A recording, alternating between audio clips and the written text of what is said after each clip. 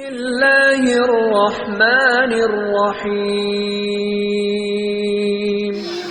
أما بعد أعوذ بالله من الشيطان الرجيم بسم الله الرحمن الرحيم قل هل يستوي الذين يعلمون والذين لا يعلمون শিক্ষা কারো বিশ্ববাসী শিক্ষা ছাড়া নয়তো গতি শিক্ষা পারে আনতে তোমার উভয় কালের উন্নতি আলোকবিহীন চেরাগ যেমন নাইকো তার কোনো জ্যোতি শিক্ষাবিহীন মানবের তেমন নাইকো তার কোনো গতি মঞ্চোপবিষ্ট মাননীয় সভাপতি মহাশয় ও সামান্য বিচারক মণ্ডলী এবং সমাগত শ্রোতা মণ্ডলী সকলকে প্রেম প্রীতি ভালোবাসা জানিয়ে ইলমের ফজিলাত সম্পর্কে কিছু কথা বলবো ভাবছি।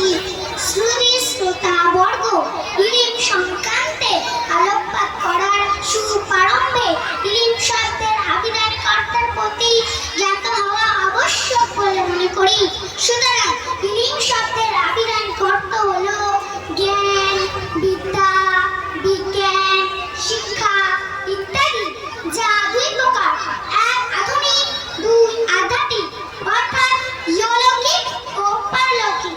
আর একথা সর্বজন স্বীকৃত ও চিরন্তন সত্য যে শিক্ষা ব্যতীত কোনো জাতীয় উন্নতি ও অগ্রগতির চরম শিখরে উপনীত হতে পারেনি।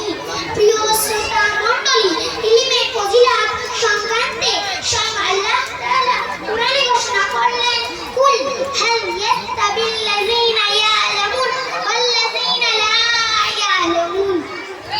অর্থাৎ একজন জ্ঞানী একজন মূর্খ সামঞ্জস্য হতে পারে? কোনোদিন না।